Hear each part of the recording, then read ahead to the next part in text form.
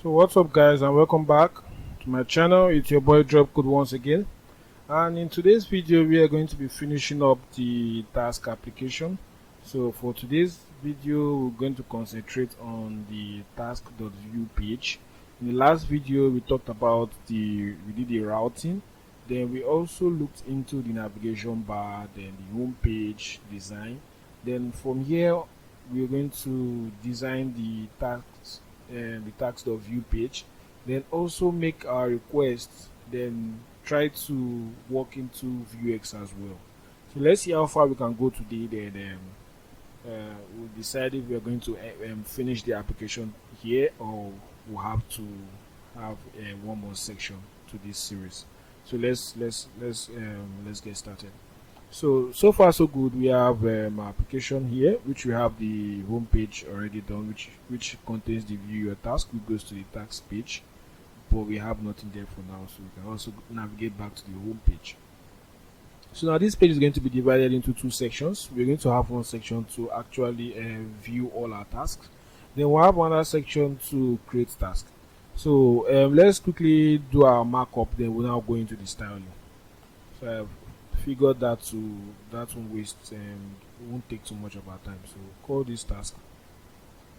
Then after this, next thing we want to try and implement, sorry, give me a minute. Okay, so next thing we want to try and implement is to do the markup first of all.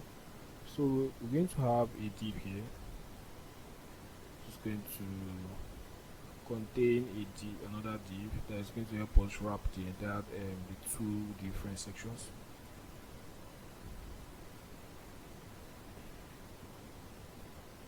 Alright, so this section, this first section, let me just skip the class so that I can know which is which. So or let's just simply do a comment at the top. Alright, so inside of this div we're going to have two different sections. So now the first one is going to be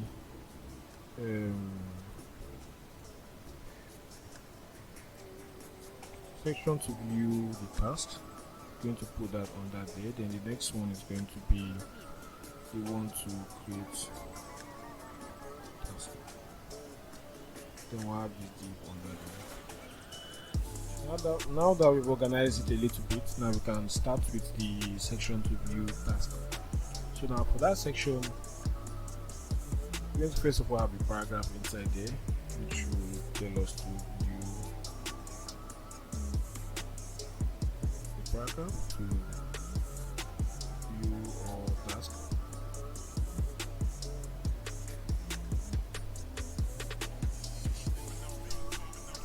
So that's the first thing. The next thing we're going to have on this place is have a div that's going to hold the design for the task.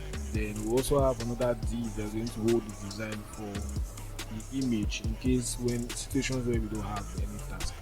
So for this I'll first do the image, then the source. We can download any random image from freepik.com. so that's where I got the, I think, is it freepik, think flat, I think I got it from flat icons.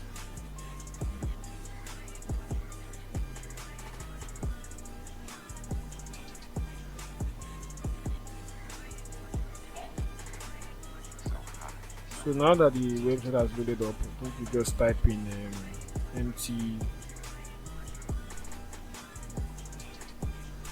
box. So I set that I should get, okay,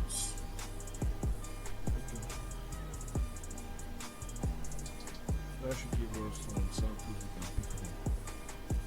So that's where I got this. So you can choose any one. I think this is the one I used. Yeah, but I think we have simply put the same. So you can download this. I have already downloaded that, so I'm going to just copy it into the folder where we're working. So let me just do that.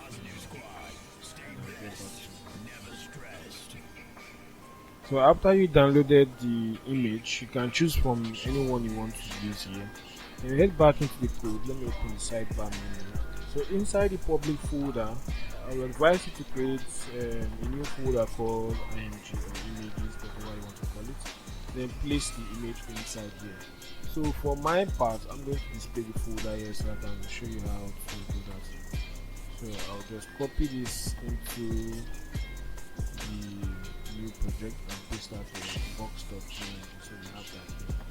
So here I'm just going to do I think simply slash img box.png. So that should show up. So let's test that out. Yeah, we have view all tasks, then we have our box here. So that's what we need for the whenever we don't have tasks. So this is what we're going to display to the user. So then when we have tasks, we're not going to design that now. So now when we have tasks, we'll have okay, this is the second div. So inside this div, we're going to have another div that we're going to loop through so that we can produce cards for every one of these divs. So now this div is going to have some classes, but I'm not going to bother about that now. So we'll do that after once we're done with the markup. So inside of this div, it's going to contain a div that is divided into two that is going to contain the card itself. So this div will have a paragraph. The paragraph will be the task title of the task. That's what it's going to be. So we'll have an icon here. But for the icon I'm going to use font awesome, so I should have used that in the first place, but I'll just use font awesome now. I'll copy and paste that now. I think probably now you see how to set up the font awesome to get it. So all I need to do there is to copy this link, the font awesome link, then I'll just paste that here. So you can just search on Google CDN, font awesome CDN, just copy it to give you a place to copy the link. That's that. You copy that and paste it here. And you can also pause the video to try and get this, but I doubt it that is not going to be accurate. Whichever way. So now back here, I'll be able to add the font awesome class. So say class, then fe, then fe dash. We want to do trash. So now I want the trash to be by the side of this task title so that we can delete the task once we are done with it. So that's what we need that trash, that icon there for. Now after the icon, that's is going to be contained inside this div, and outside of that div, so this div is basically going to contain the input box that we're going to use to check the to do once it's done. So I have input type checkbox. Need to be a type checkbox. Then we need to attach a model to grab that value, but for now we'll stay out of that. Then we'll have the task itself. So task description.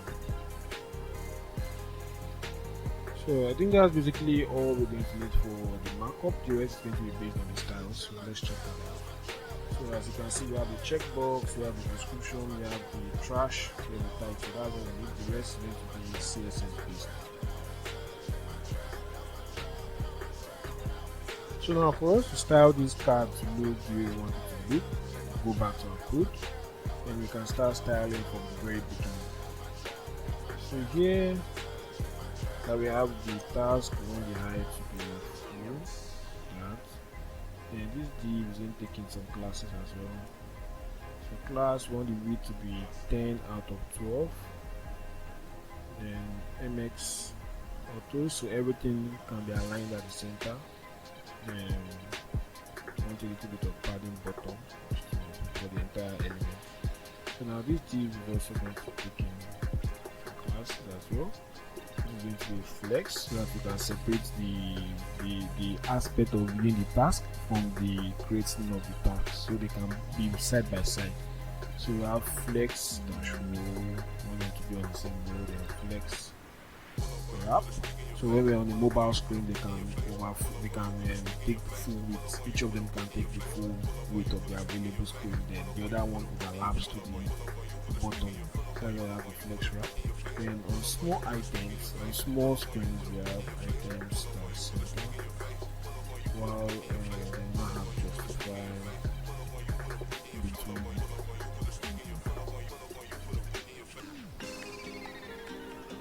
Alright, since we just do item center for all, because basically everything is going to be centered. I'm just thinking of if it's on a large screen, how is it actually going to affect it or not? But we'll see about that. So the next thing to do is to margin dash top 12.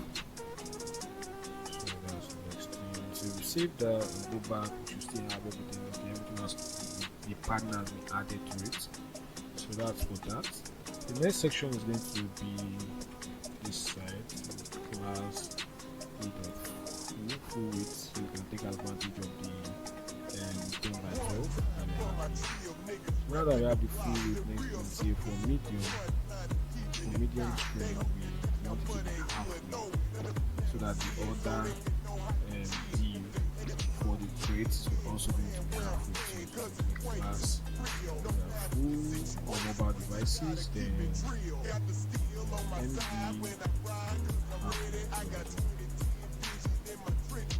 so we are both sharing half 6 by 6. This one takes 6 column, the other one takes 6. So that's basically what the way it's going to be. So now, but on mobile screen, they're all going to take full width, all the available width for mobile devices. So that's for that. Then now moving on to the text. So the text will contain a class. That class is going to be text dash gray 700. We are sticking to that same text color. Text dash left. Then we want it to be large. Then padding top and bottom. Save that. We should have our text properly designed now. So the next thing is to actually do the card. So next thing is to actually start the class for the cards. So now this is going to have height of 72, and I'll tell you why I'm giving it a definite height, because let's assume that we have lots of tasks, like we have 20 tasks now, for example. We're going to keep scrolling the entire page down and down and down, and it's not going to be balanced. You see this once we're done with the design. But once we have a specific height, we can scroll in between that height, so the content doesn't take up the entire space of the page. So it just takes up that small space. Then you can scroll inside of that small space that's been created for us. So then we'll see overflow. So once the task is going beneath that height we've set, so we can have the scroll bar for us to scroll inside of that small box. So we see overflow y scroll, so we want that to scroll. And the width, we want the width to be full as well. And then on medium screen, we want it to be 11 out of 12, so there can be a little bit of space in between the two, the view task and the grid task. That's what we're trying to achieve there. So we save that. I don't think we'll see any different because we have a lot of tasks, but if I go here and populate this task now, which is this view, I go ahead and populate this, I think like 4 times. Let's just do a lot so we can see what we're talking about. Okay, that's quite much.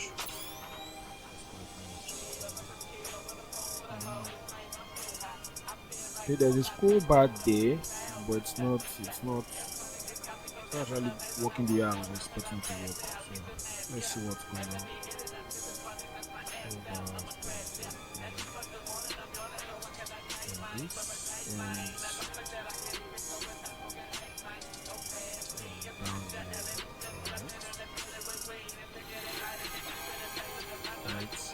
flow.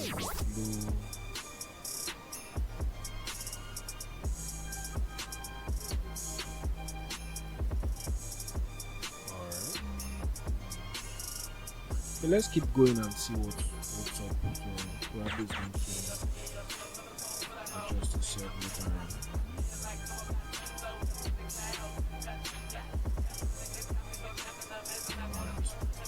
Now we're just going to stick with this and work our way down. So now the card themselves are going to now have the style, so we can arrange them properly. So now for that task, okay, so for this we're going to have a div to actually do the for loop. Then within that div, so for each of them they're going to have this div for the for loop. Then the inside of that div, I'm trying to think of how to structure it. Then we should now have another div for the entire content.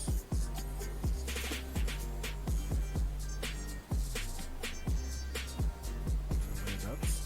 So now this is the first div. This is going to have the for loop, which we're going to loop through. Then this will now have the class for the cards. So this is going to be my-4, so margin top and bottom 4, bg-white. Then to have a form of shadow, rounded, and border -top -4, because we want to give it a particular color at the border area. Then based on if the task is complete or not, we're going to change the color of that border. So now we have the border there, but for now we're going to give it a non-dynamic color, so border dash t dash let me see, border dash red dash 400. So that should do. Now that we have the border, let's try. Let's leave it as 400. Then we'll try. We'll see how that goes. Width dash. That's the width it should take. So you save that.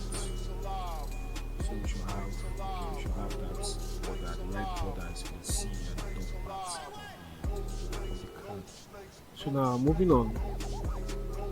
So for this area now, after the card, then we now have the title area. So this is going to contain the classes as well. So here it's going to be border dash bottom dash 2. So we are giving the bottom part the border this time.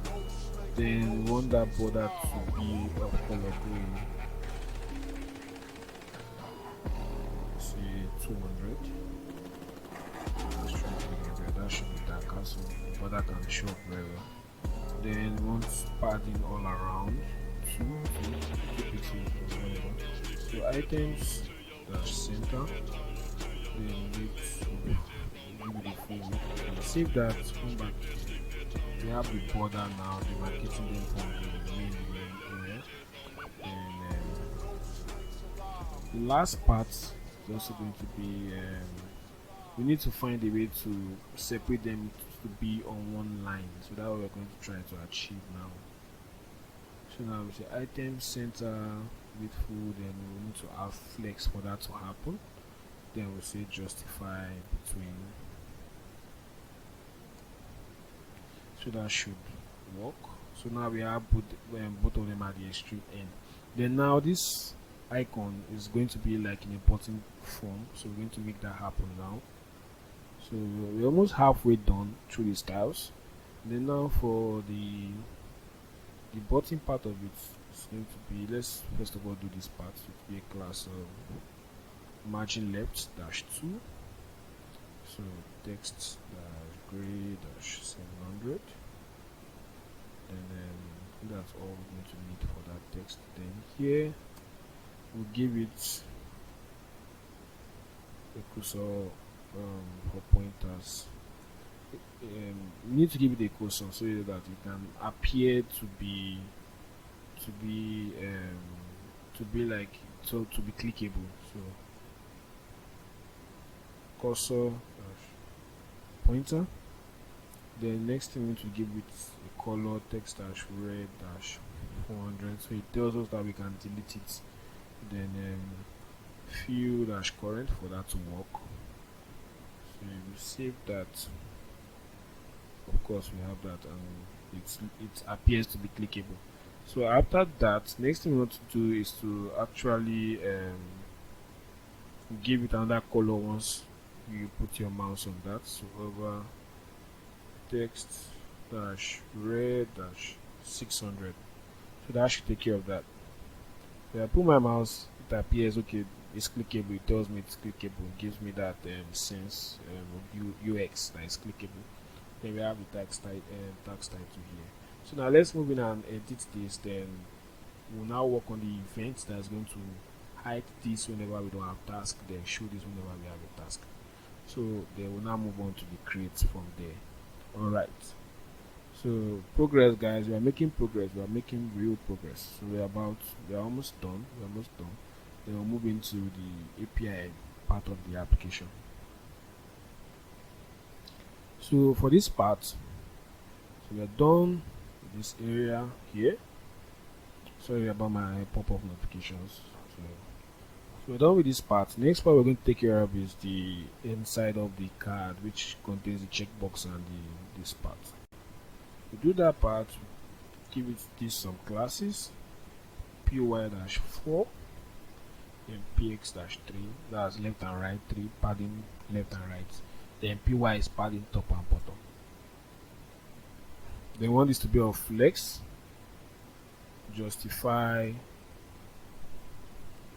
start, then items dash center. So if you save that, that should give them to align them to the starting point. So that's where I want them to be. Then I'll add some padding in between.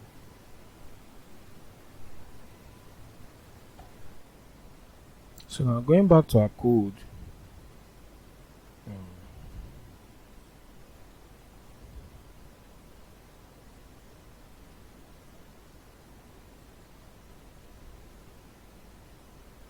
going back to our code, what we need to now do now is to give this a style to separate them from each other. So we'll take let's give it a little bit of padding p-2, so that I think that should affect the input a little bit. Okay, it doesn't, so just leave the input the way it is, then move it, then do ml-3. So that should move it away from the edge. Okay, let's give it 2 so it's aligned with the one at the top. Alright, that's fine. Then now this one, give it a class. So this one is going to actually have 2 different classes, because we want to put a line through whenever we click on it. Then whenever we're not selecting on it, we want it to be normal. So we're going to have some dynamic classes to this particular paragraph. So the first thing to do is to give it a text dash gray 700, then let's say font dash semi bold, then margin left dash 6, to move that away from this one. So once we can click this, then to give it a line through. So that will be a dynamic class. We won't add that now until we get to that stage. So for now, this is all we need to do for this area of the application. Now we need to go to the form that's going to help us actually create a task and send to the database. So to do that, we're supposed to split this into different components, but for now, for simplicity's sake, not to make things too complex, we're just going to do that inside here. Then later on, when we are doing a final refactoring of our code, then we'll now make all those changes. So inside of here, what we now need to do here is create a form that's going to help us send some data to the backend. So say form. We're not going to use the action. We don't need that here. So inside the form, all we need is an submit event. So we say at submit dot prevent. So that will prevent the default style for the default event for submitting. So So we can actually go to our created function. So create task. That's the name of the function. We're going to call this down here in our methods. So we don't have methods now, so let's just create the scripts, because it's going to prompt us that the function doesn't exist. Export default. Then if you want to give it a name, it's not really that compulsory, so I'll go straight ahead to methods. Then inside here we can now do paste our function there. It's not going to do anything for now, it's just going to be there. Then before that, I need to put in the data function here that's going to return some values for us. So the value we need to put here are what we need, what we're going to use to capture the form values in the input boxes. So let me first make this look good, then we'll come back to that.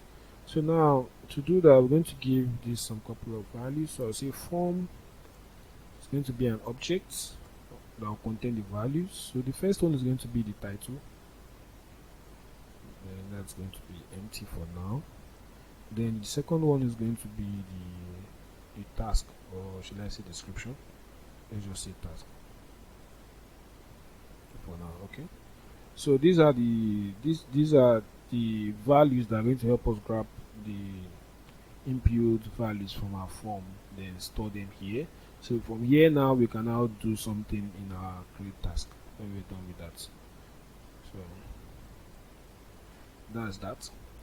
Then we also need to take in another value as well, but it's not going to go with the form, so we'll put that after here. We say completed, so that we can select the completed. We say false. I say false. I should just set it to empty for now.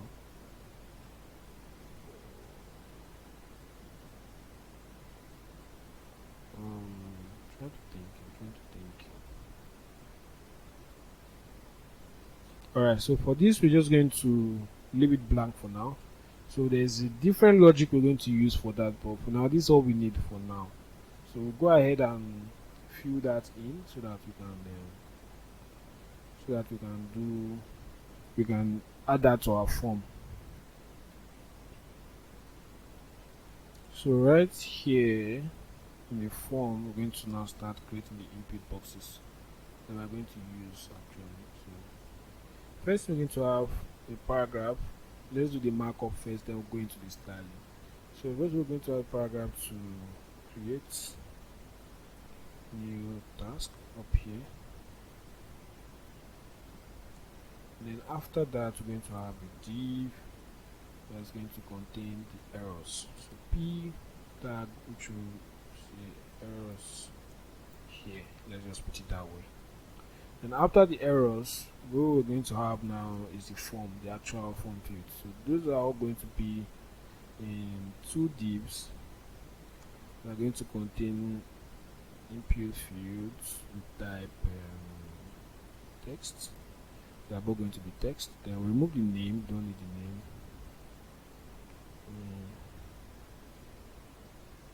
Remove the name from there. So we'll copy that out. Sorry, mistake there. So now after this, what we need to now do to, instead of using the name, we'll use something called the Vue model in Vuejs. Then we'll set it to the values which we define down there in our script tag. So we'll say form.title, since the form is an object that has that contains this form field values inside. So then this is task for that. So whenever we fill in the values for this input field, is automatically going to update this store these variables here that we're using to grab the values. So it's going to update those variables. So now that we have that in place, what else? So the button that we're actually going to click. So div, then button, then this would be create task. So now we have our form, so let's view it and see what it looks like. So basically here, down on we have two forms to it actually. Okay, that's fine. So now that we have this, it's not supposed to be here. It's actually supposed to be by this side. So we need to do some settings. So something is wrong somewhere. So we have this div here, and this div. Okay. Flex row item center justify between. Something is up somewhere. Let me try and figure that out.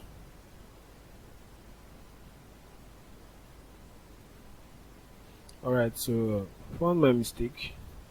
Here is supposed to be width slash 1-2, so that should place it half of the entire screen, then this should place that there. So if you head back, of course we have it the way it's supposed to look. So this is the way we planned it to look like. So now we have our form here and our button here as well, which doesn't do anything. So now let's style this to look good, because this looks horrible right now.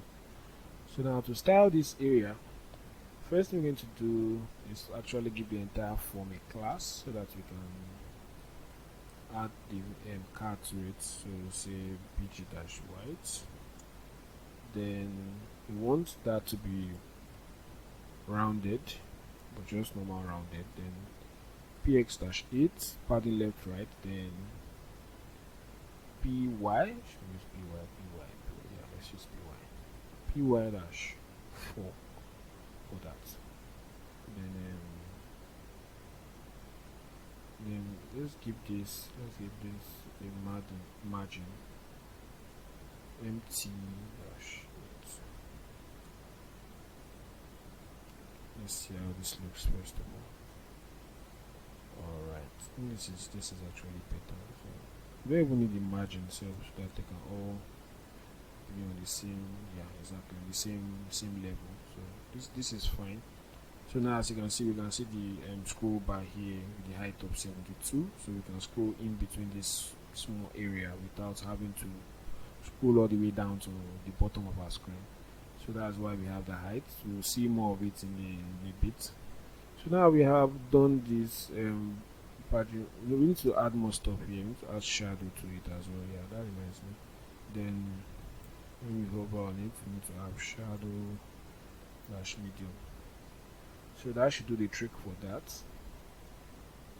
The next part should be this paragraph. So now to start the paragraph, we'll take a class, then we'll have text dash left, because that's what we want it to be. Then font dash semi bold, then text dash gray dash 700, then dash extra large text. So now, yeah, we have our texts all fixed up. So now next thing should be that the div for this arrow. So let's do that. Say class should have bg-red dash, let's say 200.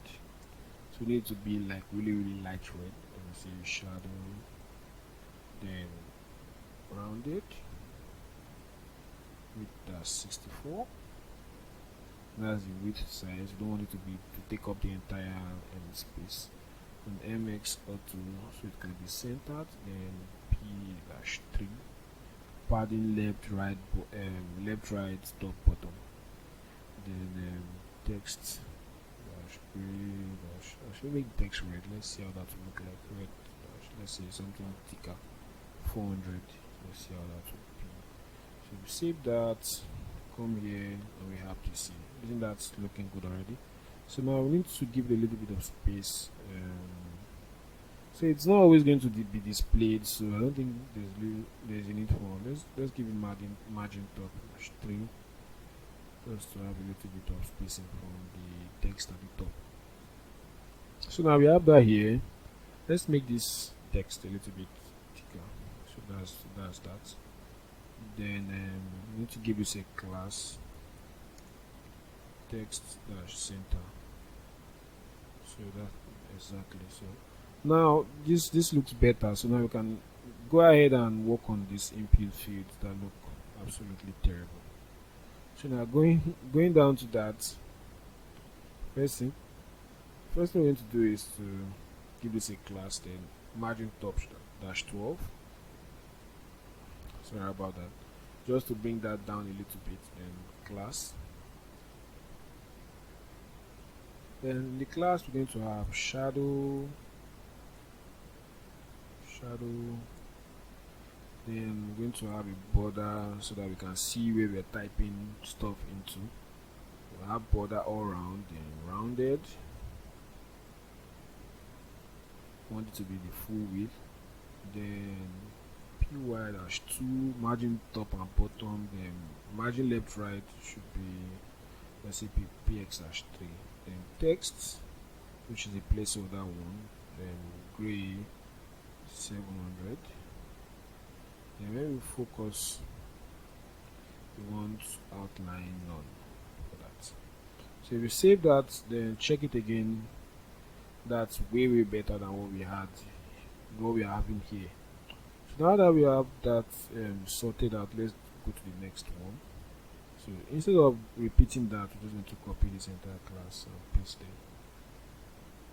Paste that here. Then bring this class also down here. Save that, and this is already looking good. So here we're going to put in the title. Here we'll have the stuff, the task themselves. So now we need to add placeholder to this. Just remember we need to add a placeholder here. So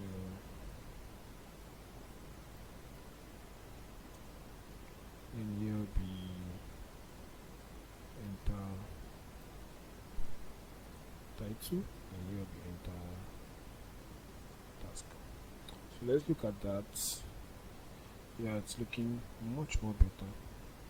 So the py top and bottom is a little bit small to me. Let me move that. Let me increase that a little bit. Yeah, I think this is much more better. So now let's go down to the bottom. So go down to the bottom, then style this, give the class, then I should have let's see, margin top -6, then center. And now this bottom, some bunch of classes. So let me just write it down. pg dash purple dash 600 should be fine. Let's do 500, and when you put your mouse on it, you have the one of 600. Then we'll make it a block element so we can extend it all the way through the form. Then with dash so that should give us that. Yeah, exactly.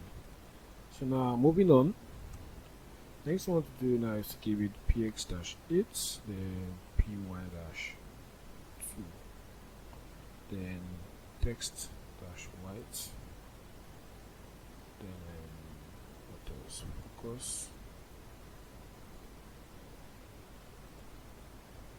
outline none,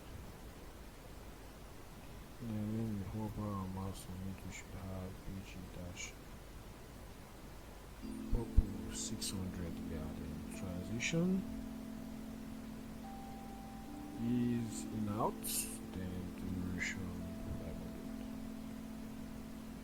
500. Alright, so let's see how this looks like. Yeah, it looks much more better.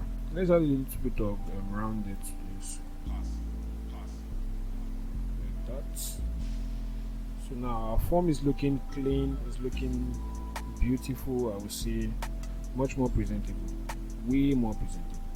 So now we're done with the design. So now we're going to start with adding the functionality to the application. So now we have the home page done, then the task page also done. So now let's add the functionality. Then the last thing we're going to do is to add the loading bars and the transition from this route to this route. As you can see, it just comes into our faces, like just comes in without any smoothness to it. There's no smoothness to it. So let's get logical now. So now, so far so good. We have our form done, we have our button. So first thing is first, I think we should work on, let's work on displaying all our tasks, our task first. Yeah, let's work on doing that first, then we'll move on to creating an actual task. So for now in our DB, I think we have like one task created here. So we'll display that, then we'll move on to creating the task. So next thing we want to do actually is to go into our store, Vuex store. So now we're going to be talking about Vuex store. Then before we go into Vuex store, first I want to create the env file for this application. Yes, so create a configuration file .env. It's not really necessary, but I just want to give you the structure that I would use to build out my Vue.js application. So here I will use Vue_app. Please note that for this env variable to be accessible everywhere in your component, you need a Vue_app_ then whatever name you want to name it. So Vue_app has to be there. It must be there, unless it won't be accessible in other areas of your application. So Vue_app_ API endpoint. So I'm going to place the API endpoint here, which we're going to copy from terminal.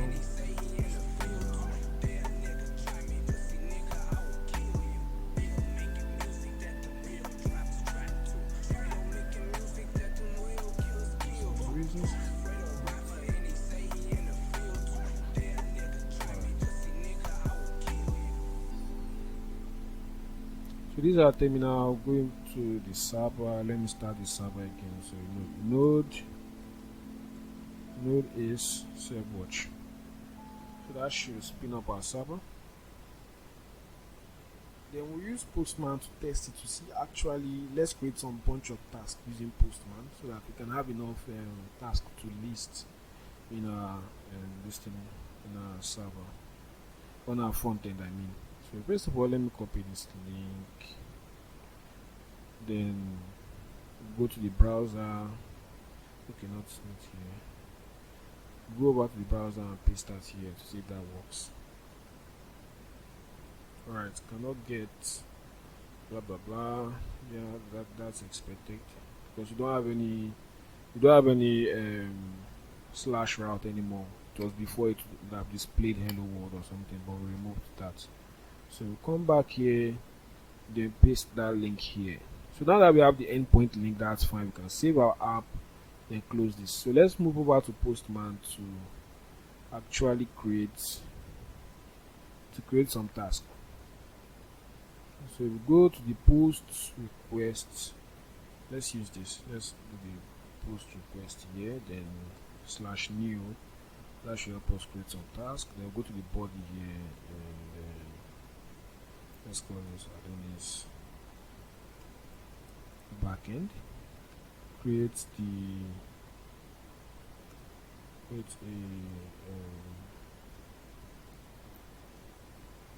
backend API. So let's do that. Let's send this request and see what we get.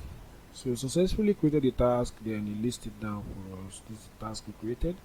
Then I go to the get request and try to fetch your task. So if I go to /task, okay, then click on that should fetch. So we have a total of 2 tasks. So I think that's fine for now. We can just go through with this, use this for now. So now back to our code. Now that we have 2 tasks to display on our page. So first things first, we need to set up our Vuex store. So to do that, we go into the store folder. I already have Vuex set up here for you by default. So now it gives you the states. This is our state, these are our mutation, actions, and modules. But for now, we're not going to make use of all this inside of our index.js because it's going to look messy by the time we start having a lot of requests to the backend. So this is going to be messy. So now we're going to just use our modules, then import them here. So the first thing I want to do now is create a folder, call it modules. the way this is going to go is that I'll show you two different methods, two different ways of doing this. So then I'll show you the one I prefer the most. So now I'm going to go into the modules, then create a file, then let's call this task.js. So this is going to handle all the requests going to the task endpoint. So that's why I'm creating this specifically for task. So I click enter, that should create that. So to get started, first thing I'm going to do is to import Axios, so we can make API requests from Axios.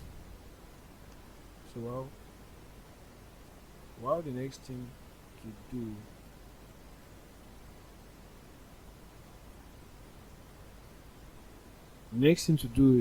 is to create our state. So we say const state is going to be a method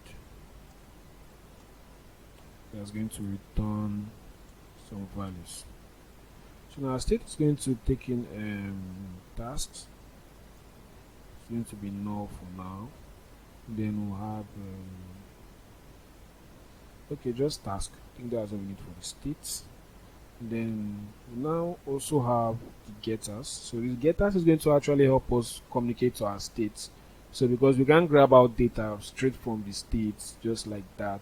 So getters, although it's possible, yes, but we mainly use getters to do that instead of directly accessing the state in our component. We mainly use the getters to fetch out data from our state into our component. So we're going to access the getters in our components, then the getters is going to fetch data from our state, then pass it down to the component. So to do that, we're going to create const getters. It's going to be an object like this. Then inside there, we're going to create a getter called get task. So what it's going to do is going to go to the state. It's going to call in the state in the method, and the method is going to, let's first check if state dot task is not equals to null and state dot task is not also equals to undefined. So we know what we are calling, we sending to the component. So then if it's not null and it's not undefined, then we can go ahead and pass that data down to our component. So we'll say return tasks. So that should return state dot task down. Then if not, we're just going to return null. So that's what we're going to do.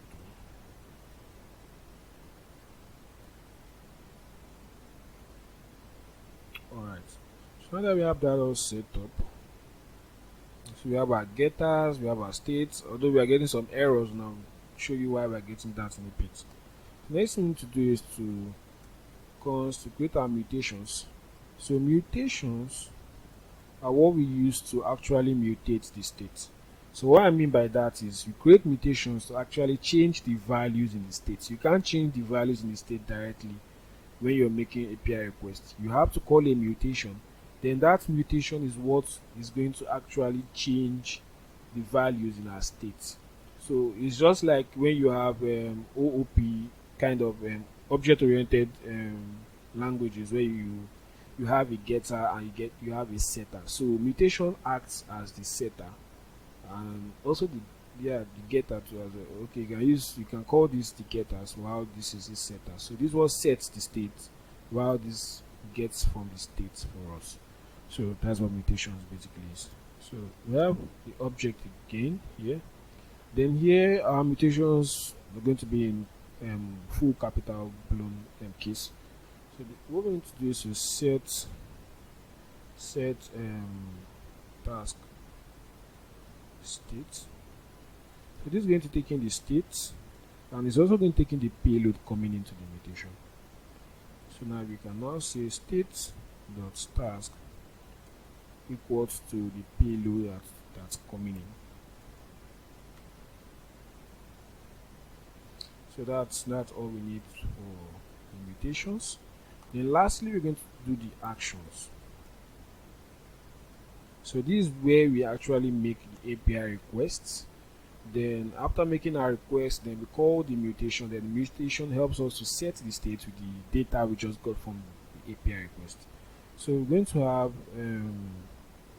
before we go on with the actions, let me register all these methods so that we can stop getting these errors. So export default. So inside there we're going to say namespace true. Then we're going to call in the states, export the states, getters, mutations, then actions. So that's going to set all that.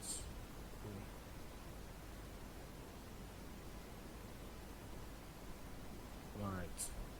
So now you can see all the errors I've cleared out except from this one, and this one is simply there because we haven't used Axios yet. So when we use Axios, then this error will go off. So now back to our action. We want to create an async await method that's going to help us send requests to the backend and fetch the request for us, to fetch our task for us. So this will be fetch task. So this is going to take in the context. It's also going to take in the payload. So the payload that is coming in, which is what we're trying to, we're not taking any payload here for now because we're just fetching directly from the API. But let's assuming we're going to create an actual task, that will need to take in the payload from the component, then send that payload to the API. So since we're not taking any inputs, all we need to do is to fetch something from the API. So we'll do that here. So we'll say try catch. Then here we'll see the catch. This we have an error. So inside the try catch, what we're going to do is to say const response. That will be equals to await. Then we say Axios dot get request. Then the endpoint we want to call, which is basically going to be, let's use this template string so we can call in the variable from our env file. So we'll say process.env dot give me a minute there. So process.env dot view underscore app underscore what we called it before in the env file, API endpoint. So let's go back and paste that. So now we have the endpoint here. They want to do slash task, since that's where we're going to. Alright. So now that we are calling all that, so now we're getting error because we're not using context, then we're not using response as well. So if we come down here, since we already have the response, what we can now do is to actually call the mutation to mutate our states. To do that, we'll say context dot commit, then we'll call set task state, then we'll pass in the response, which will act as the payload here. So we'll pass in the response dot data into pass there. Now that we passed that, so once that is done, that should help us set our states, then we should be good. But in case that doesn't work, there are different ways of handling Axios requests, but for now I'll skip that so we can just do what we want to do. Then the ending of the video, where we are doing the total refactoring of the application, then I'll show you how to handle errors. So for now, all we'll do is say console the log, error, the response, dot data in case if there is actually a message from the backend. So now we've handled all that successfully. So this is how we run the API request. So we can come here and see, but it's not going to work yet. We have to import that here. So import from the modules, we want to import task as from dot slash modules slash task dot.js. So here we'll now make use of it to call it task. There. So that should help us make use of that module. Then from there we can get access to the states, mutations of that particular module inside of here. So if we save that file, then head back to the task.view, then here we can trigger that method, that action to actually send the API request. So let's first make sure nothing is breaking yet in our front-end app. Okay, so it can resolve modules.task. So let's see what's going on there.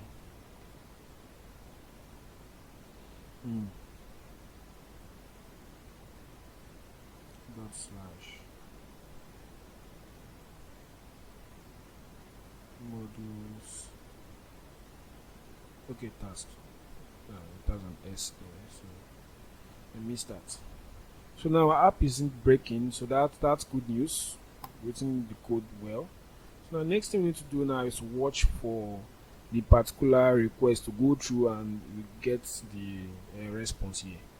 So to trigger that event, to trigger that action, we need to go into our task, then import our Vuex here to be used in our component. So we say import, we need to import the map actions because we want to make use of the actions. Map actions from Vuex. So this allows us to target the actions in our Vuex system. Now Vuex state. So down here in the methods, that's where we apply that. So we do map actions. Then since we already namespaced it, because I know you'll be wondering what's this namespace for. Since we namespaced it, this allows us to separate our modules so we can have so we don't have clashes of data. So now imagine we have task here, then we have another module. Let's say that module is called authenticated or authentication or whatever. Then that also has a state with task in it. So now trying to get a particular task, we are having a clash because we don't know which one to call, either this one or the one from the authenticated. But now adding this namespace through allows us to not worry about the naming and just go ahead and call the particular file we want to get data from. So that's basically what that is. So since we namespace that, so that will be task. Then we have an array of actions we want to call inside of here. So we want to call the fetch task method so that we can use that. So now inside the created lifecycle hook, say created. So once the component is being created, we want to make that API call. So we say this dot fetch task so that we can call that function and make the API call. So let's go and watch our results. So it's saying namespace, module namespace not found in map actions task. Okay, that's funny.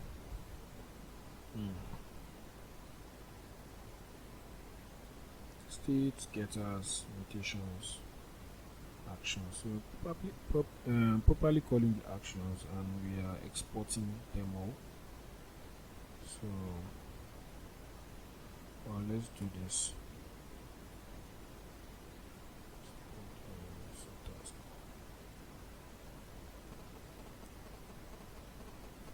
Let's try again. So I cannot read property getters of undefined.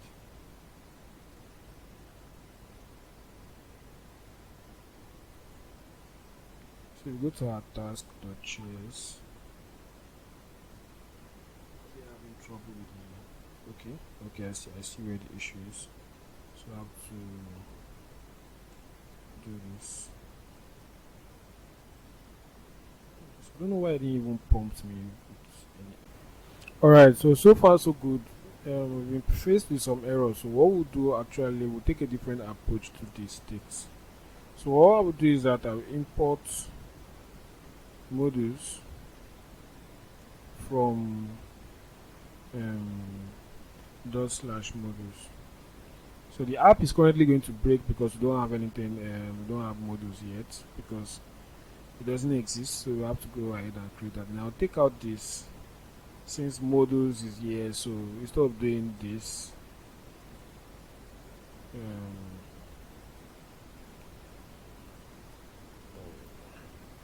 instead of writing it like this, since they are both the same, using the same name, you can just leave it this way.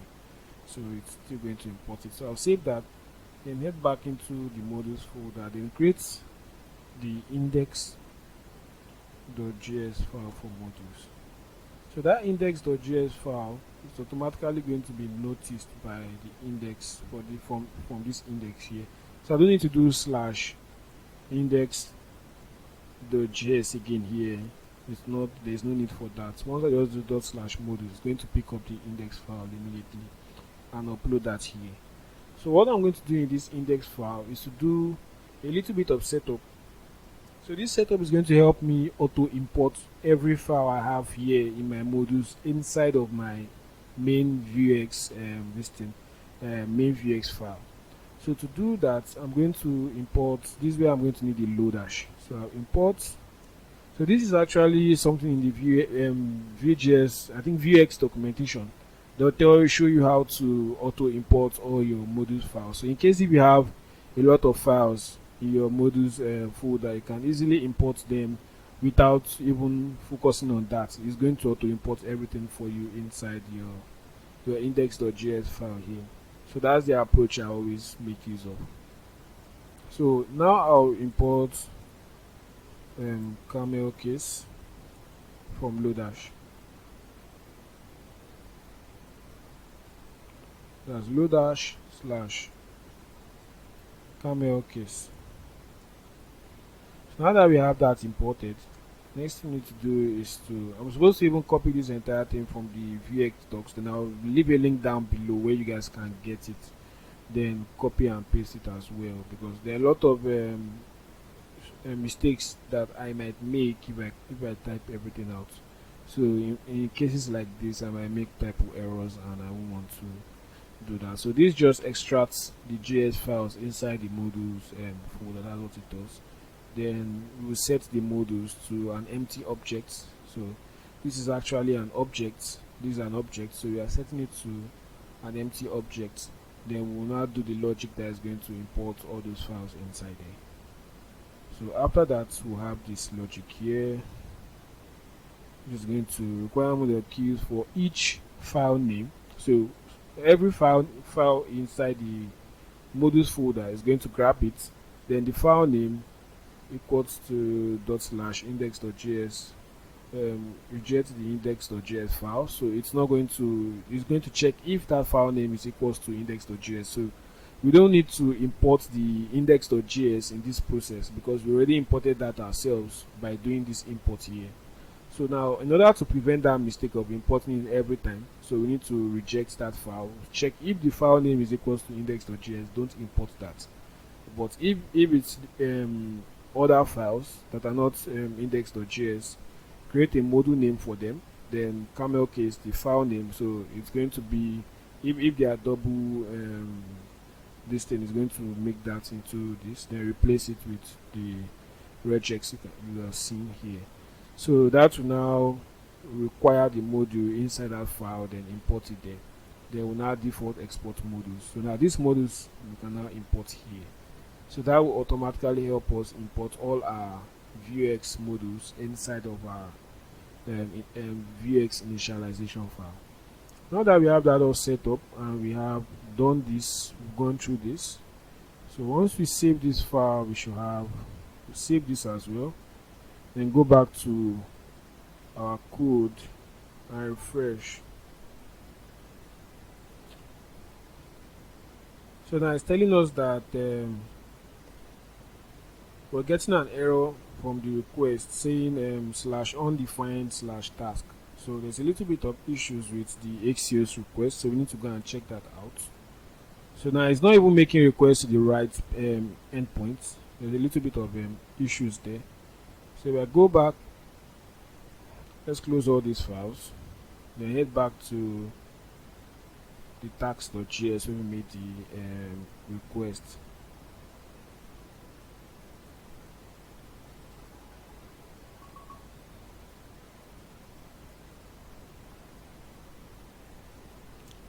So as you can see here, it's not getting the correct endpoint, so we need to do some fixes for that. So back here where we are calling the process.env this, I realized that we didn't restart the server. Probably that's why it's not getting the correct endpoint.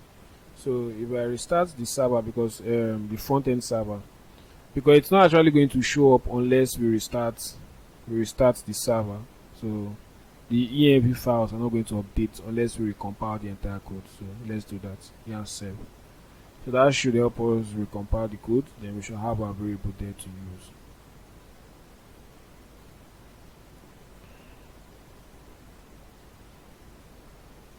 Alright, so once that is done, let's try and see if we get any errors again. So refresh the entire page.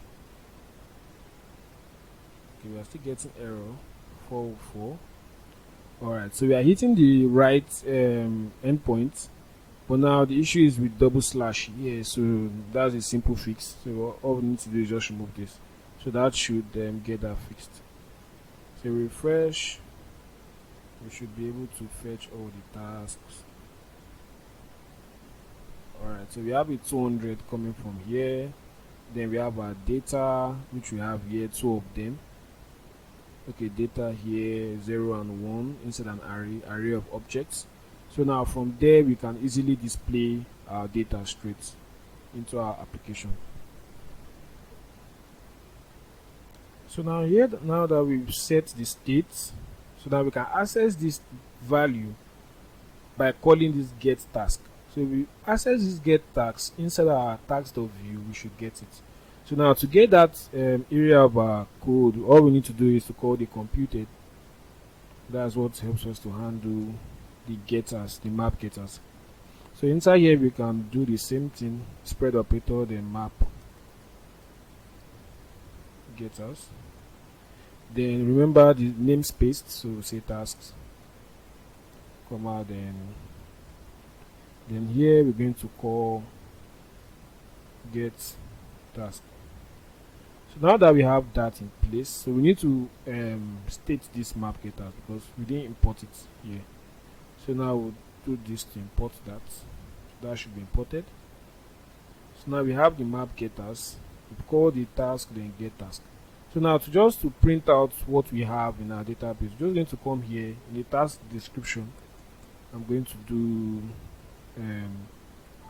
get task dot data.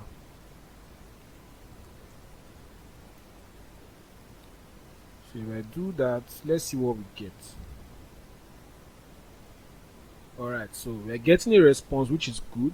We don't necessarily have to format the data now, but now once I do the data, I get this meta then before the actual data, but we need to still go further into the data again, and that should give us the actual data. Exactly. So we have the array of objects here. So now we need to customize it properly. So to do that, we need to loop through this. So I'll cut that out. Then here we have a v4. Then inside this v4, we'll say for each task as for every task in get data.task.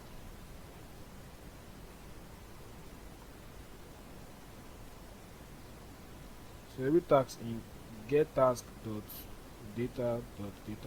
So to reduce this is looking somehow too long, so let's go in here and do that. So I come into the task.js, I can do .data here, so it will just pass the data for me, so that I'll just have to call one data here like this. I think this should work.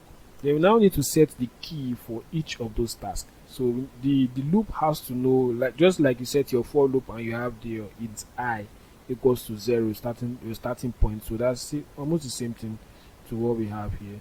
So we set the key to be task.id. So the ID of that task is what we're going to use as the key. So once we set that up, so that should generate a loop for us. Then we can now filter, we can now add the card for each of those tasks. So here to be task dot title, then here we have task dot task. So I think this should give us the cards we need, and boom, we have that here. So now we have our task, we have the create a backend API interface, then we also have the other one too as well. So now for the checkbox, this is where we'll be able to do the checkbox. But for now, let's get rid of this box here. But before we do that, I want to add one more thing to that UI, the image area. So I want to add a paragraph here that says you have no task. We currently have no task. Let's just use we have no task. So I have this paragraph here, then we'll just give it a little bit of text dash gray dash 700. Then we'll go ahead and give it text dash semi bold. Should I make it bold? No, there's no need. Text even has to be even lighter than that. So text dash LG, text dash center. Then we even want this entire thing to be at the center.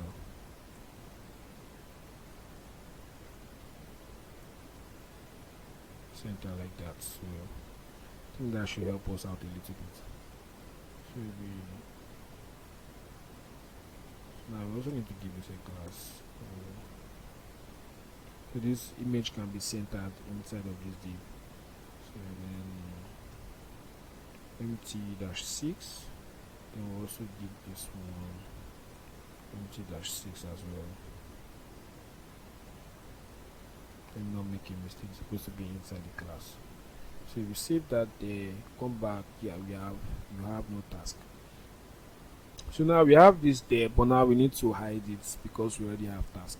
So we now have to do a if else statement inside between these two. So we'll say, let's say if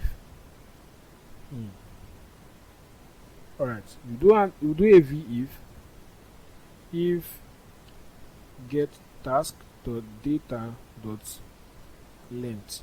So if the length is 0, obviously 0 means false, so it won't show this div. But if it's 1 or greater than 1, it's definitely going to show it. So then we'll have the v else here, v else. So we save that should take that out. Then we'll have the task here as planned. So now we have our view entirely set up. Then now we can display all the tasks. So I feel the next thing we should do is to I would say we should go into creating the task, but let's just finish up with this as well. Let's just finish all the endpoints for this. So now going forward, we need to be able to cross this once we click on this checkbox. So in order for us to get that action working, what we need to do is to pass in the particular task. So once we click this, we send that particular task to the backend. Then that will now upgrade the status or progress for that particular task. So I know I'm blabbing a lot, but let's go into that so you can see it in detail. So if I come up here where we have the input box for the checkbox, what we need to do there is to pass a V model just like we have for the forms, but this is going to be a little bit different. We're going to pass in the task, the particular task that you're about to click, dot the completed value. Sorry, mistake there. Completed. Okay. I think I'm right there. Yeah, exactly.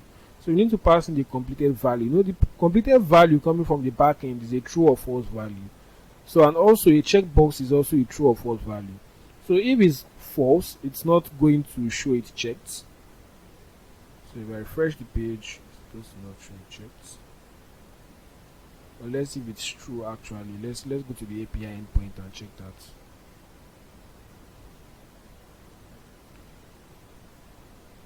Okay, but the first tax is actually true, so it's 1. It's showing 1 here. Then for the other one, it's showing 0 because it's false. So now if we go back to the our view, you refresh this page, it's already checked, meaning that it's done. So now we need to let the user know that okay, oh, this task is finished, so it shouldn't be like this. So we need to cross check it out. So in order for us to do that, what we need to do is we need to add a dynamic class to this paragraph. So to add the dynamic class, you need to do it like this: class equals to, then we'll say if task dot completed. So if it's true, we want to use some particular classes. Then Tailwind already provides a class for this, so we'll say line dash true.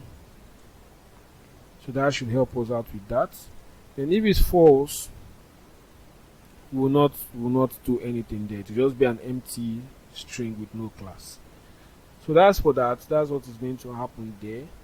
Then as well, we need to also add opacity of 25% to that.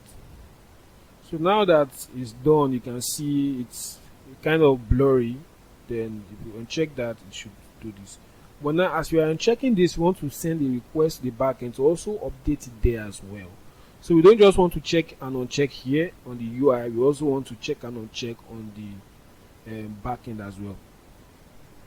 So to do that, all we need to now do is add an unchange to this to the checkbox itself. So once the value changes, we take note of that change, then send a request to our backend. So to do that, we say at change. So at change we need to mark. We call a function called mark progress. Yeah. So now we're going to now pass that particular task into that function, so we can get the details of what the user just clicked, either true or false, then send to the backend. So now we'll pass in that task there. Then we'll go down and create this method to do that. So if we come down to our methods, where we have the create task, we're not doing anything for that yet. So create the mark progress, then we'll pass in the task there. Then now inside that, we need to call a particular action that is going to take care of that. Then we need to create a payload first of all that we're going to send to the endpoint. So say const payload is going to be an object. So we're going to have the ID of the task. So we say task, the task that is being passed into that function. So task.id. Then we'll have data here. Then that will be the status. You remember we are passing the status to the backend as we did in the previous video. So that will be task dot completed. So that's the completed flag there. So now whatever the user selects at that moment, either true or false, we're going to pass to the backend and set it in our database immediately. So now that we passed that, we set up the payload. Now we need to call an action that's going to take that payload. So now the action is going to be called, let's say this dot mark task progress. Then we'll pass in the payload there.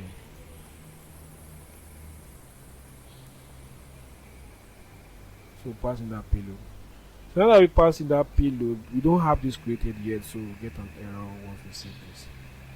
So here in the fetch, we'll also call that action, but we don't still have this action created in our task.js.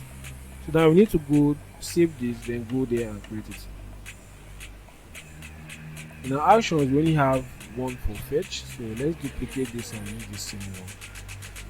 So now we'll do that like this, and mark task progress. So now instead of taking only the context, we're also going to take in the payload from our component. So now that payload can now be used here. Axios.get response equals to Axios.get process.env the endpoint slash task. Let's check out the API endpoint on the server. Go to our routes and scroll down slash task slash progress slash the ID. So we have to do that. Task slash progress slash the ID, which will be payload dot ID. So that's what that, but this also has to be in a variable format, so we'll wrap that in curly braces and put the $sign in front of that, so we can grab that particular ID and pass it into the string here.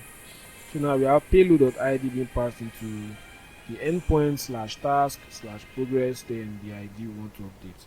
And after doing that, all we need to do is to dispatch an action. So we want to call back this fetch task, so that once we are done updating the database, the task will be refreshed again from the backend immediately after that request has deployed a response. So to do that, we're not going to need this response, so all we need is the await. So once we need the await, because we need to wait for that request to go through and bring back a response. So once it does that, we'll now dispatch an action. So what action do we want to dispatch? We want to call the fetch task action.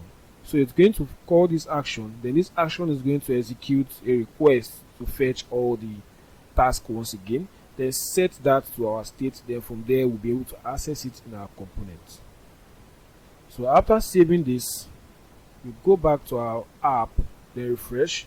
Once we uncheck this, a request should be sent, although we can't see it because we don't have the loaders and all that to give us feedback, but we can check from here to see what's going on. We are getting a 4 error there. Let's go back and let's refresh this and see.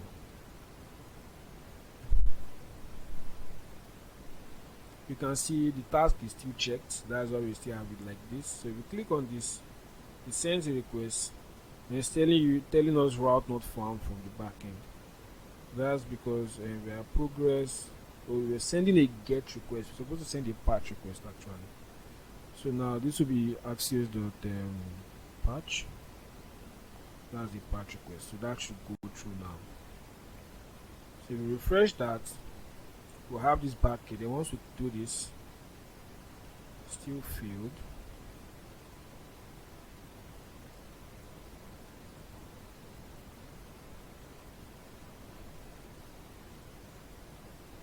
Let's see what's causing this.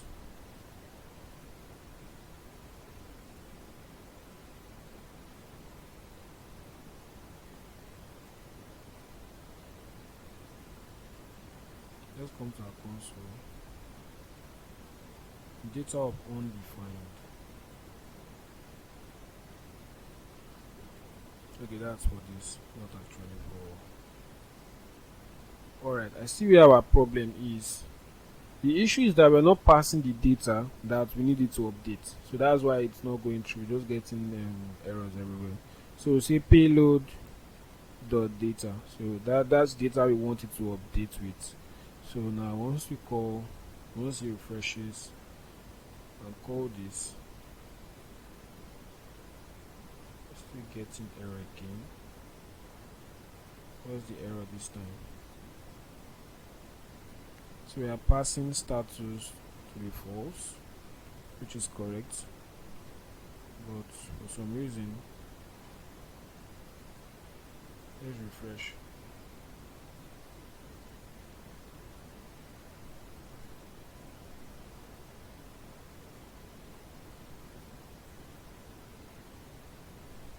So it's telling us, it's telling us that we are getting a cause error. So probably we need to do a small setup on our cause in the backend. So let's go and check that out. So if we go to the backend, there's a place where we can configure our cause, and that's in the config file. then course.ts TypeScript file.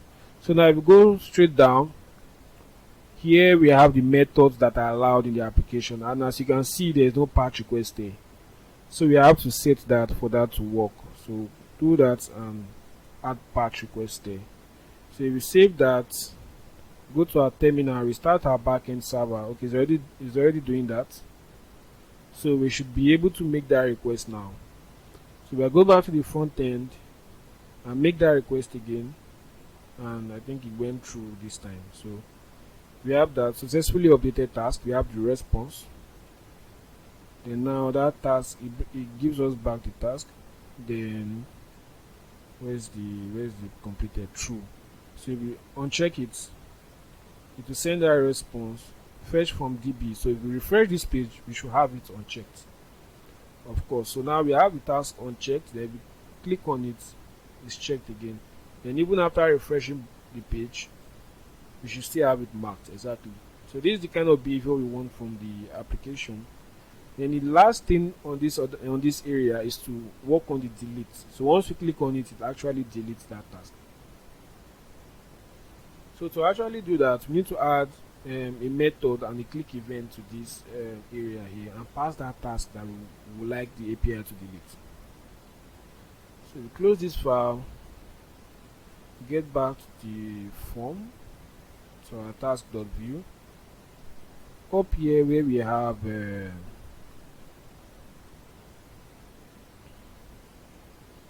our icon, what we need to now do here is to add a click event. So this is going to call delete task function method. Then we're going to pass in the task we want to delete. So create this method down here. Immediately after the mark progress, that will take in the task as well. Mistake. So now through this delete task, we can now create a payload, then actually delete the task. So all we need to do is to say this dot delete task, then passing the payload, the task. So there is no need to pass in any payload. Remember, all we need to do is to pass in the task.id for that particular task we want to delete, and that's all. We don't need to pass in any data down to the API endpoint. So we'll call the delete task. So let's call this delete task. So it's in all capital letter, camel case. Come back here, then pass that here. So now we need to create this method inside of our task.js. If we save this file, head over here, then inside here, let's duplicate this again.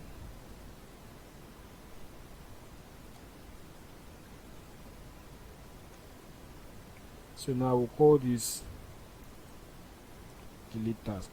So now we need to go to the delete endpoint, then pass in payload.id, but we don't need to pass in anything here. So now let's make sure we are getting the right calling the right endpoint. So we head back to the server area,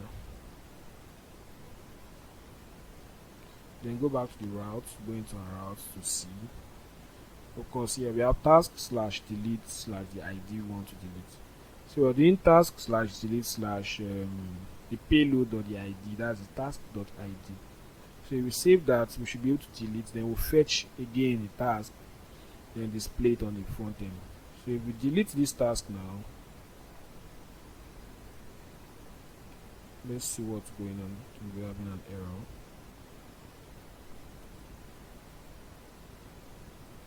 Go to network, let's refresh so we can view the error properly. So we decided to delete this one now. It's telling me 404. Okay, patch request. So it's supposed to be delete.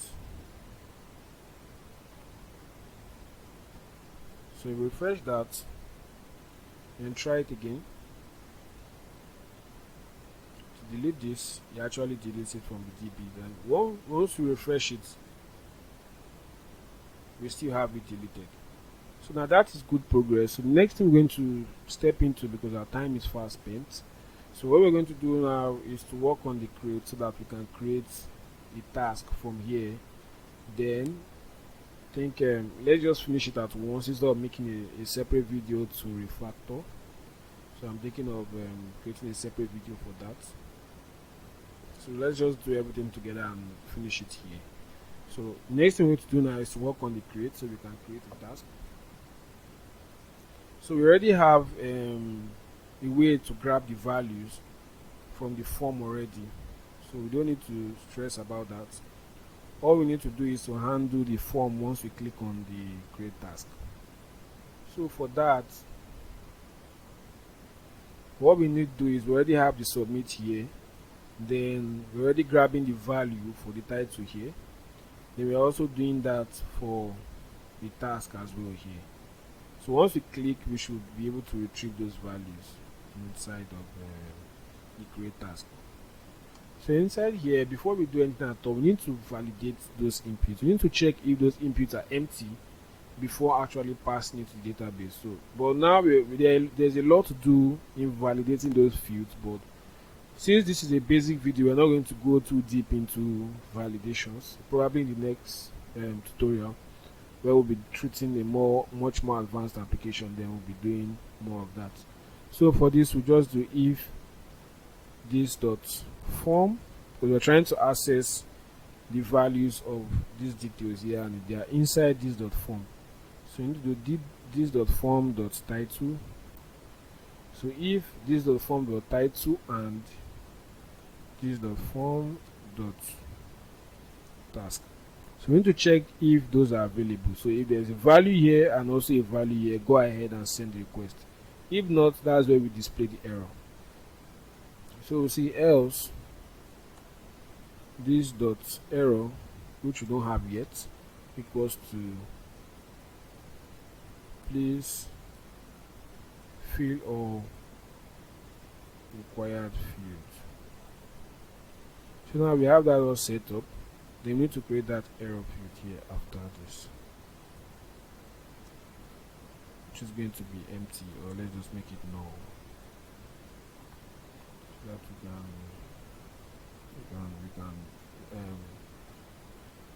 we can check it properly. So now once we have the validation done correctly, all we need to do now is now process the form. So to process the form, we need to create a payload. So you see const. Normally I would create a payload and pass this dot form dot title for each of them, which is going to be like this, equals to an object. Then inside here we say title, which will be equals to this dot form dot title. Then task will be this dot form dot title. But JavaScript gives us a better way to do this instead of going through this long process.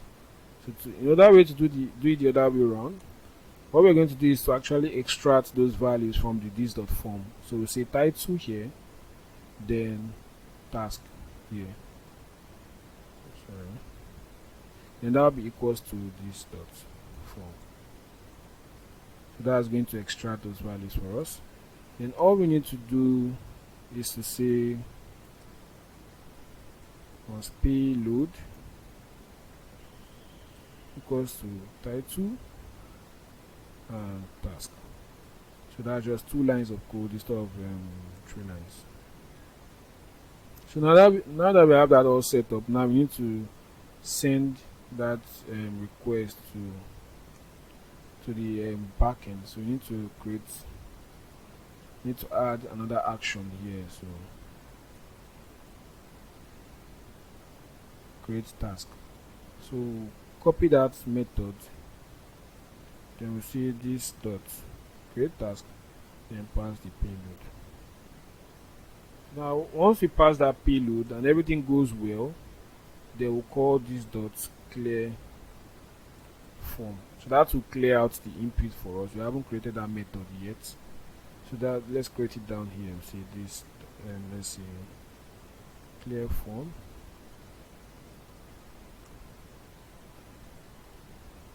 So all we need to do is to say to set those values back to their default self, this dot form dot title equals to empty string, then this dot form dot value form dot task equals to empty string as well. So once you do that, that should be all good. So now we are able to process this form with the error. Then now we need to show that error somewhere, which is where we've already created here. So we remove this and pass in the error value here, so that whatever error we have, it shows up. Then we need an if else statement here, or let's just do vshow if error. So now whenever we have an error value, it pops up. Then if we don't, it doesn't pop up. So now it has gone into hiding, but once we click this, it pops up field or require field. But now we need a way to make it go away once it's done displaying this error. Probably like after 3-4 seconds, we need to clear the error out. To do that, we're going to create a watcher that's going to do that. Now we're going to go into Vue.js watchers. So down here before the created, that's after the methods.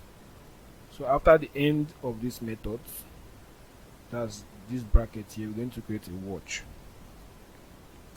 So what this watch is going to help us do is to watch for a change in that particular value we want to watch. So we want to watch the error value in our data method. So now I want to set an handler here, and say this is equals to, this is the function.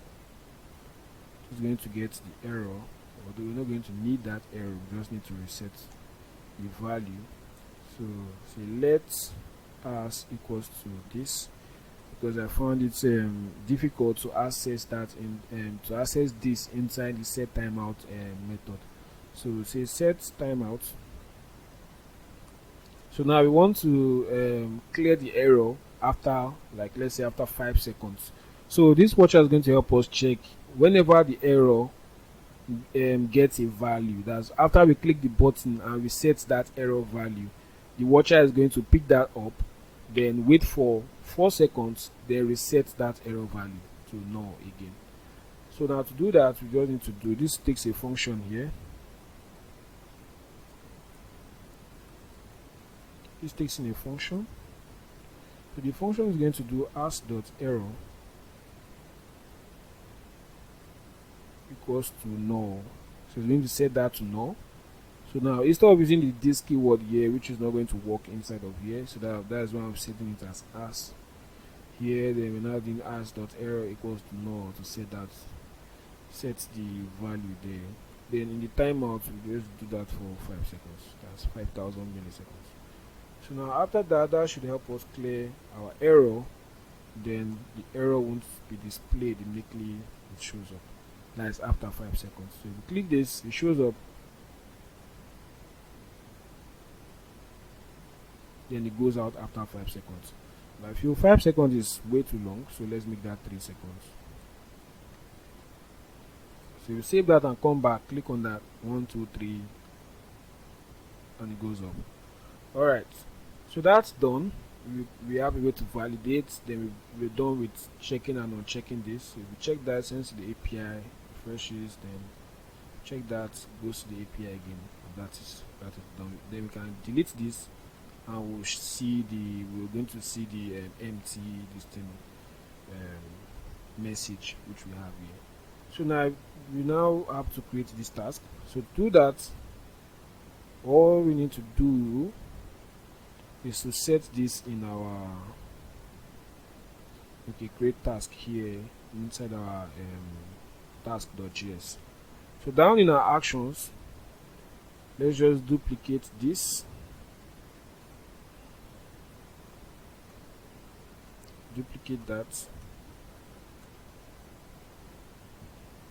Then we'll say async, then call create task, then we'll use the context, then the payload, Axios.delete, the endpoint. No, we're not doing delete, we're doing post here. So let's not make that mistake again. So task / new, we'll remove the ID, we don't need any ID there. Then we'll pass in the payload there.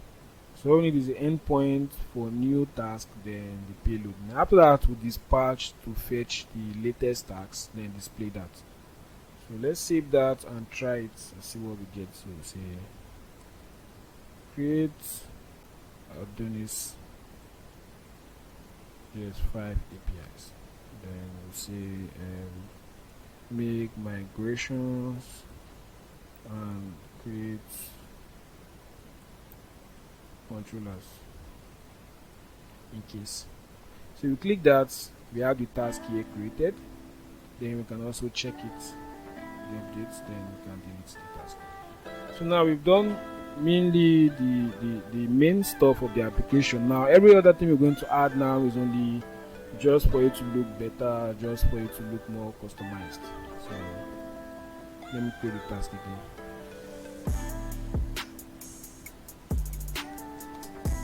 So now we have the task there. What I want to do is that once we check this, we need to know that the task has been checked with a UI or UI what will I say, UI UX way of showing the user that task has been checked. And the way I would like to do that is to change the color of this header to green once the task is complete, or purple once the task is complete, anyone. So to do that, we go back to our task.vue. Then here where we have the header here, which is where's the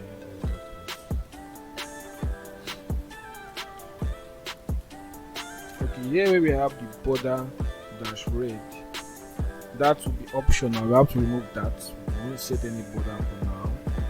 Then we'll make that dynamic. Say class equals to whenever task dot completed. So if our task, let me bring this down. So if our task is completed, we want this to be, sorry, a little bit of typo there. We want this to show something. The one is not, we want this to show this alternative. So now to do that, once it's completed, that's if it's true, we want the, okay, let's do if it's false first.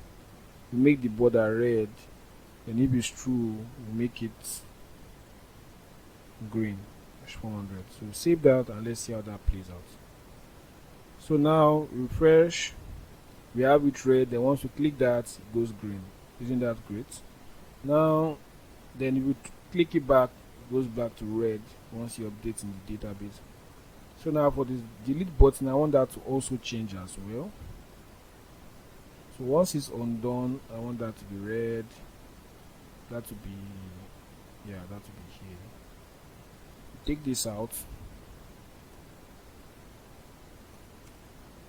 These ones are just extra stops that you may want to do yourself. Class, and if you want, you can set up a notification to show the success messages once it's created or not. But I just feel this will be better to do it, and probably in a future video we might implement the notification. So now to do that, we'll do the same thing. Okay, let me just copy what we have here. Okay, so we'll copy that. Then here will be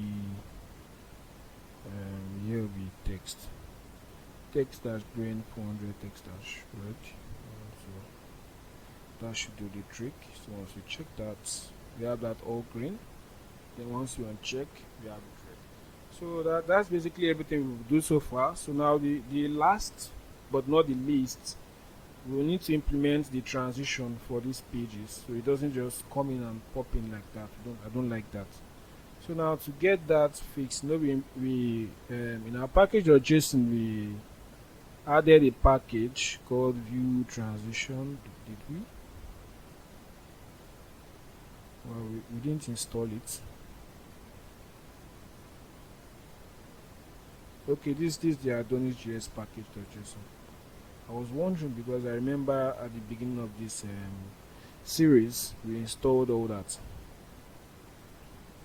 So we go here, yeah, we have the Vue Page Transition here. So we can make use of this to actually trigger the transitions for each of the routes. So to do that, we need to step into our app.vue. No, first of all, main.js need to import that and use that component. So say import Vue Page Transition from, let's paste that there, from that. Then now we need to use the vue.use Vue Page Transition here. So now once we have that imported and we are using that, so now we can access this variable globally in all our components. They make use of that. So where we want to actually use that is only in the app.vue, where we were going to wrap this entire, let's wrap this entire section with the Vue Page Transition. Then wrap that state.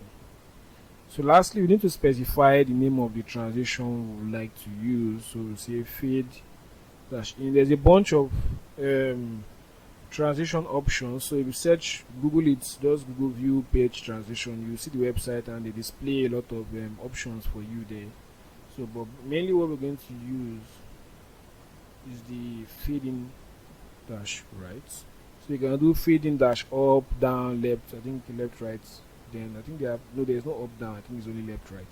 So we're going to use the one for right. So if you step into our application, go to the home page, it transitions in, and go to the about page, then we get that smooth animation when the page arrives and goes away. That's beautiful.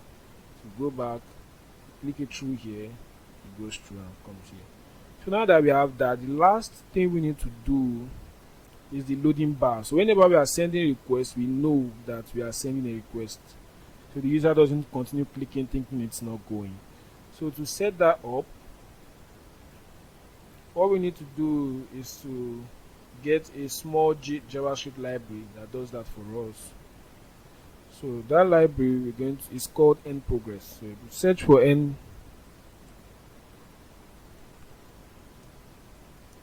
Progress bar, which is this site here. I will leave it in the description for you guys to check it out, so that you can download it and get the links from there. So but I have already downloaded it, and I'll just slot it into my public index.html here, the same place I slotted in my font awesome. I will also do that for the Env Progress bar. So I'll slot in the style, the CSS and the JavaScript. Then after slotting it here, it's accessible all over our application. So where we mainly need it is that should be inside our request. As we are making requests, that's when we need to call that. So that brings us to the refactoring of our code. So if we come to our Vuex, we're making all our requests inside here. So it's kind of going to be a little bit cumbersome to start adding Axios interceptors here, because it's going to make the app more scattered and we're already repeating a lot of code here by making Axios requests all over and over and over again on all methods here, and that's already is looking disgusting already to me, because when you have a lot of methods here, imagine having Axios all over your Vuex state. That's messy. So there's a way we can refactor this code to look cleaner and use something called services. So now we're going to create a folder here in our source, which is going to be in the root, that's the source itself. We'll create a folder under the source, call it services. So inside the services, we're going to create a file. We're going to call that file api.js. So what that file does is going to help us with setting up all our Axios, then also setting up most of our requests that's going to be going through to the server. So first of all, we need to import Axios here from Axios. So after we have that imported, we need to export default, so we can make use of this file wherever we need to make API calls. So export default, this function, So inside the function, we're going to create a constant called API, then make that equals to Axios dot create. So for this, for more of Axios methods, you can read the documentation for that, but I'm going to basically explain as much as I can. So using the Axios create helps you to specify all the configurations you need for your application, meaning like the base URL,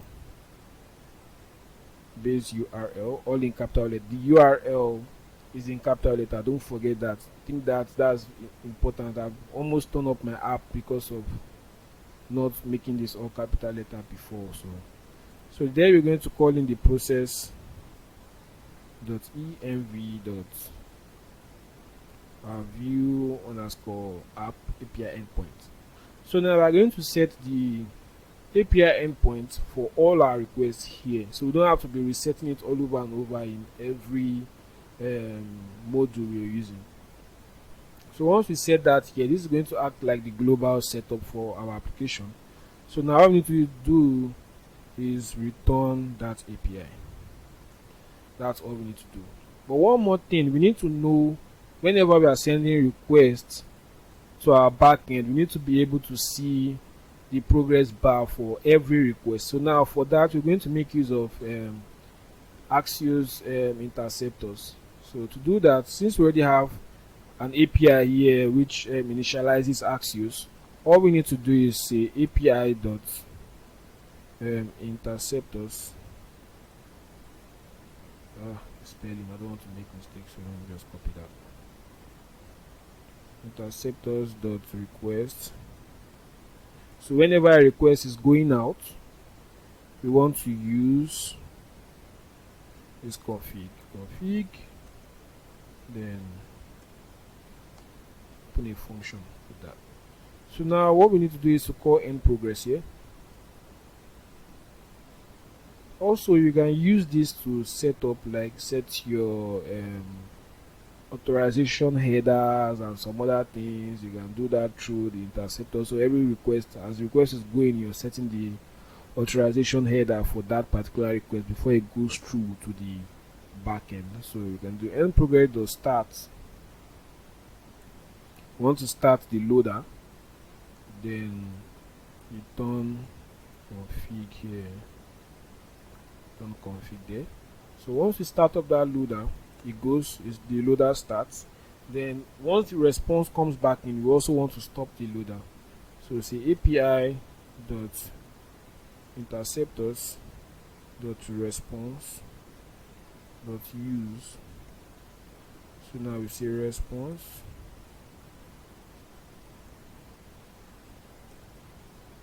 then we say end progress dot done. So that's done.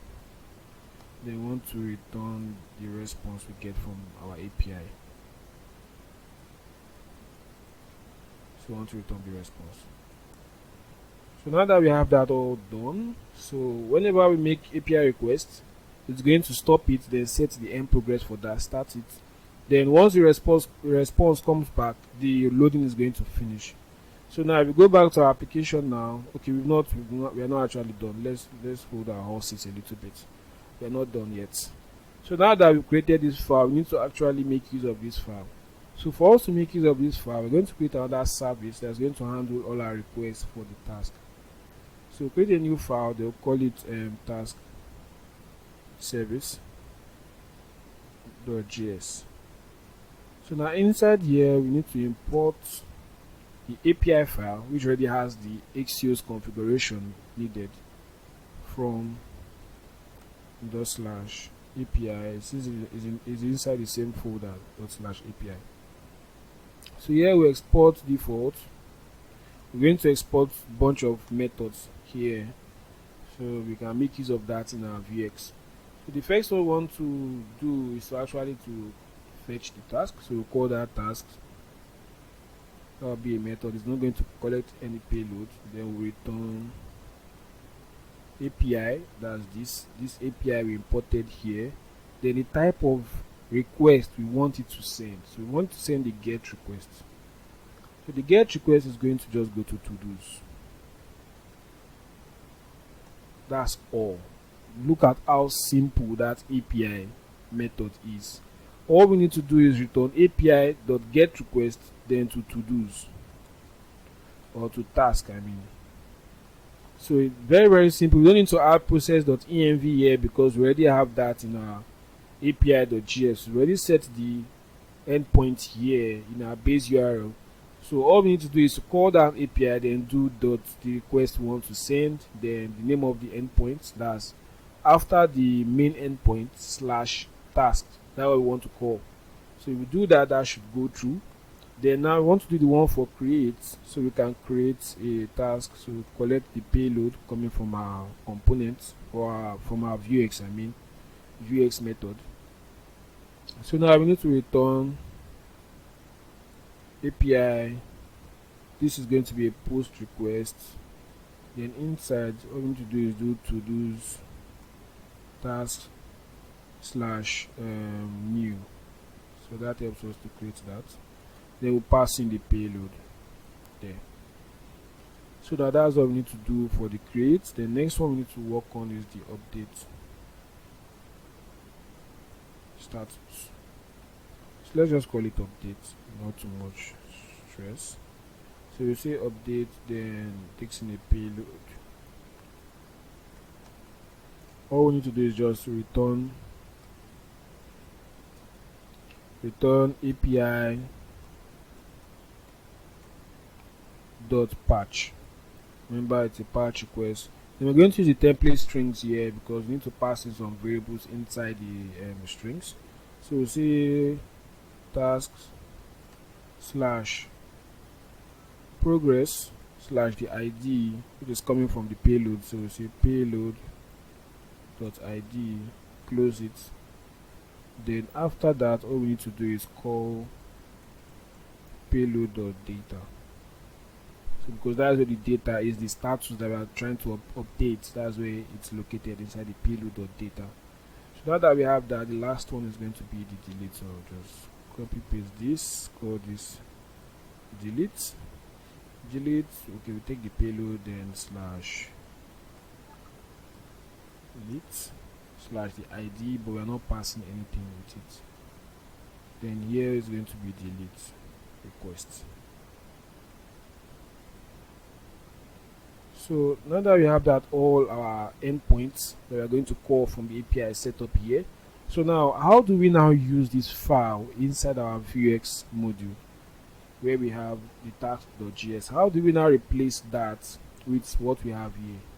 So what we would like to do first of all is to import that service. So we'll say import. Sorry about that. So we import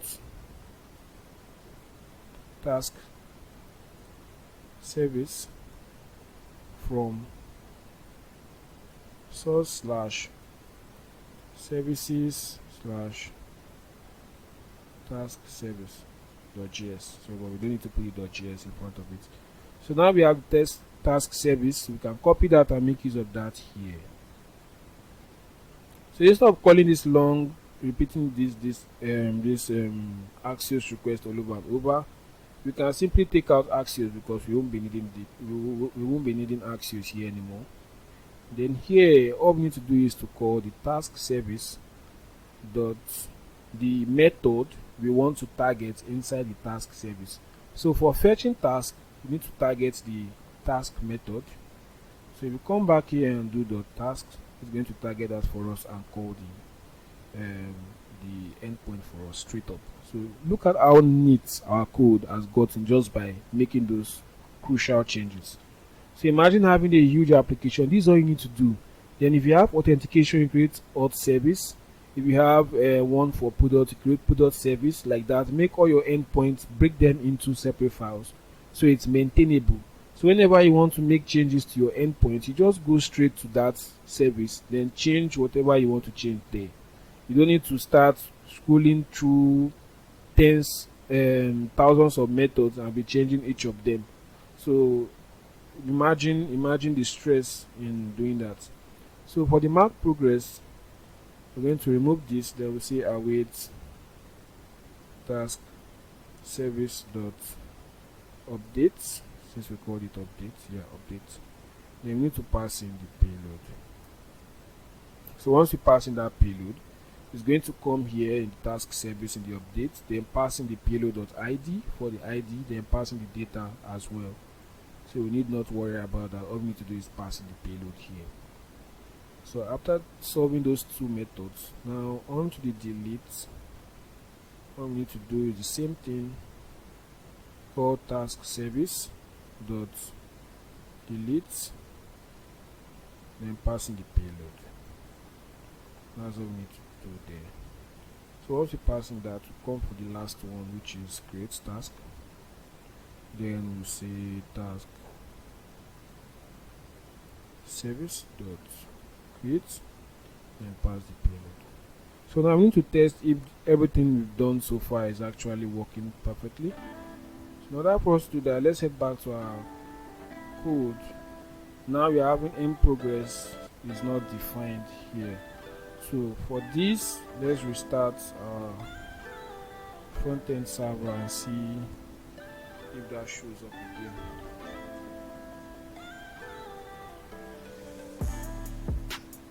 Because we already have the links inside of the public index.js, so that should expose the APIs for us to use, the in progress APIs for us to use. So now we have our code. Head back to our app, refresh. Then let's try and make a request to update this, and it goes through. As you can see, the task bar changed. Then you can also create a task.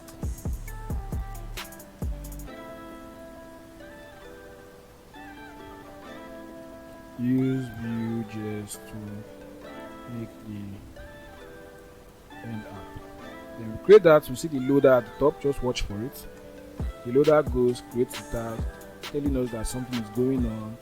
Then once you update it, it goes again and updates. Then we can delete that task and delete this as well. We have this. So far so good. I hope you guys learned a lot from this application. So we're able to build a simple task manager application using Vuejs on the front end and Adonisjs on the back end. So we're able to practice good coding concepts both on the back end and the front end, and we're able to explore how to handle routing in Vuejs. Also the Vuex, how to handle Vuex better by using services, and also we worked on transitions as well, as you can see, and so on and so forth. Hope you guys enjoyed this, and if you have any issues, let me know in the comment section, and as always, see you in the next one. Bye.